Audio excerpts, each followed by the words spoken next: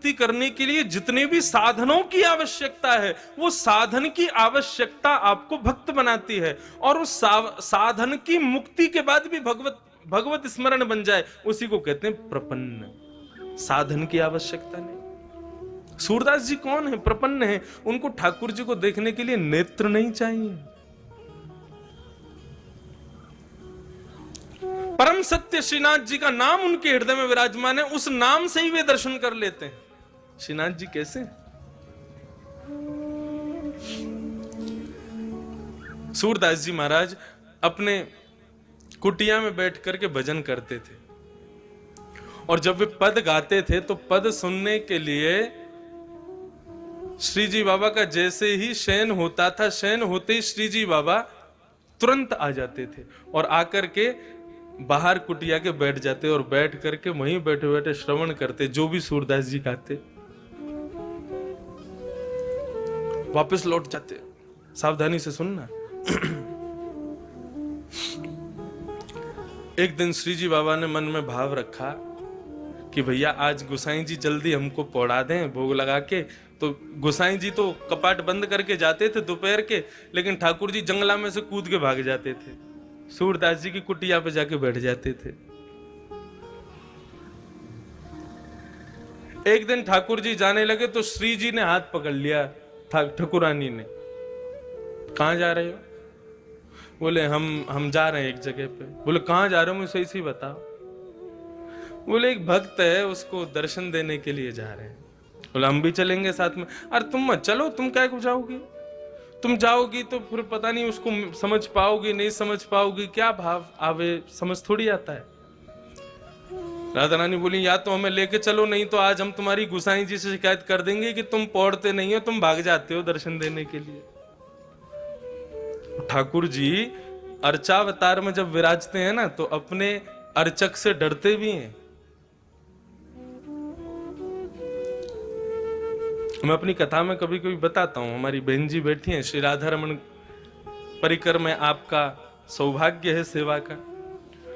तो एक बार इन्होंने एक प्रसंग सुनाया कि ठाकुर जी पोशाक नहीं पहन रहे थे। श्री राधा रमन जी पोशाक नहीं पहन, जबकि बिल्कुल सही था, नाप भी बिल्कुल लेकर के रखा था, लेकिन फिर भी कभी कहीं से ऊंची, कभी कहीं से नीची, कभी कहीं से भारी। सब गोस्वामियों ने प्रयास कर लिया, लेकिन ठाकुर जी ने पोशाक नहीं पहनी। तो आपके जो पूज्य दूसरे पिताजी ससुर जी हैं, वे सबसे बोले सुनो सब लोग बाहर जाओ, मैं थोड़ा ठाकुर जी से एकांत में बैठ के बात करूं। और वे ठाकुर जी के आगे बैठे, राधा रमन जी के आगे पोशाक रख दी। तो बोले अच्छा, तो आज आपको पोशाक धारण नहीं करनी है, क्योंकि हमें पता है नाप तो बिल्कुल ठीक है और पोशाक भी बिल्कुल अच्छी बनी है, लेकिन पता नहीं आपकी क्या इच्छा है, परेशान करने के मूड में हो। देखो हमें कोई झंझट नहीं है, आपको नहीं पहनी बिल्कुल नहीं पहनाएंगे। बाहर दर्शनार्थी दर्शन के लिए खड़े हैं, बस 15 मिनट बचे, आप पहन लो, नहीं तो मैं तो अभी कपाट खोल दूं, बिल्कुल नंग धरंग खड़ा कर दूंगा आपको। आज हरि देखे नंगम नंगा, फिर तो सब हो करेंगे आपको देख के। ये रखी पोशाक, 2 मिनट का समय दे रहे हैं, सोच लो, यदि आपको पहननी हो तो अभी मैं धरा दूंगा, नहीं तो मुझे बिल्कुल कोई संकोच नहीं होगा, तुरंत कपाट खोल दूंगा, कुछ भी धारण नहीं कराऊंगा, लंगोटी में ही खड़े रहोगे आज। 2 मिनट बाद प्रणाम किया, बोले आपने विचार कर लिया होगा, मैं प्रयास कर लेता हूं, यदि प्रयास में सिद्ध हो गया तो समझ जाऊंगा कि नहीं आप धारण करना चाहते, नहीं हुआ तो फिर कपाट खोल दूंगा। बोले वही पोशाक जो 2 घंटे से पहन नहीं रहे थे, डांट फटकार करके जैसे ही धारण कराई, सो ही राधा रमन जी ने पहन ली और चुपचाप धारण करके दर्शन दे दिए सबको। तो अपने अर्चक से ठाकुर जी डरते भी हैं, क्योंकि अर्चक पुष्टि मार्ग के अनुसार, मैंने कहा ना यशोदा का स्वरूप, और बालक यशोदा से डरता है। मैं भी कभी कभी गिरधर लाल जी की सेवा करता हूं तो कोई कभी कुंडल उतर जावे, कभी मोर पंख उठ के भाग जाए, कभी यहाँ की हीरा जो लगो थोड़ी पे वो भाग जाए, मिले ही ना है महाराज, ढूंढते रहो कहां गए हो। तो हम तो खूब डांट फटकार दे, मैं देखो पहनो तो पहनो, नहीं तो ऐसे खड़ो कर दूंगा, मुंह कोई चिंता ना है। और वास्तव में एक और भाव, ठाकुर जी क्या छोटे से लाला है, और छोटे से बालक को, जैसे अब सर्दी का समय, छोटे छोटे बालकों को मैया टोपा पहनावे, कपड़ा पहनावे, तो कभी कुछ उतार के फेंके, कभी कुछ उतार, वैसी लाल जी है। तो क्या किया करो, छोटी छोटी गैया, छोटे छोटे घोड़ा, छोटे छोटे खिलौना ठाकुर जी के आगे रख दो और तब श्रृंगार शुरू करो। क्या बोले, अब लाला तू खेलवे में व्यस्त है कि अब तेरा श्रृंगार करेंगे। जैसे ही ठाकुर जी खेलने में व्यस्त हो जाए, श्रृंगार धराओ, तुरंत धारण कर लेंगे। ये भाव है केवल कि उनको व्यस्त कर दो किसी कार्य में, वो व्यस्त होते ही फिर आपका श्रृंगार स्वीकार हो गया। क्योंकि बालक किसी कार्य में व्यस्त हो, उसको फिर कुछ भी पहना दो, उसको भान नहीं रहता। वैसे ही ठाकुर जी में। तो लाडली जी बोली, या तो मुझे संग ले चलो, नहीं तो आज गुसाई जी से शिकायत कर दूंगी। लाल जी बोले, गुसाई जी से मत कहना, पूरे लेके चलो संग। अब तो श्रीनाथ जी, लाडली जी श्री राधा रानी को लेकर के श्री सूरदास जी के यहां जा रहे हैं, आसावरी।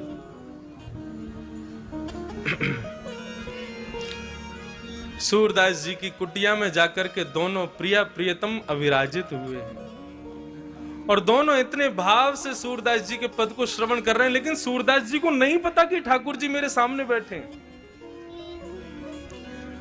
पद का गान करते करते करते करते करते दोनों प्रिया प्रियतम ऐसे भावावेश में आ गए कि भूल गए कि हमें वापस दर्शन देने जाना है।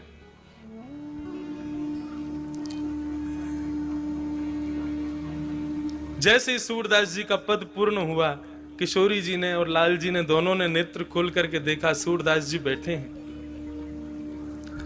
किसी कार्य के लिए उठने लगे, कहीं जाने लगे, तो दोनों उनके पीछे पीछे चलने लगे। देखें तो सही कहां जाते हैं, क्या करते हैं। अब सूरदास जी अपनी लठिया से चल करके ऐसे आगे रास्ता देखते हुए, लठिया से अनुभव करते हुए चल रहे थे, और पीछे दोनों श्रीनाथ जी और श्री किशोरी जी दोनों चल रहे हैं।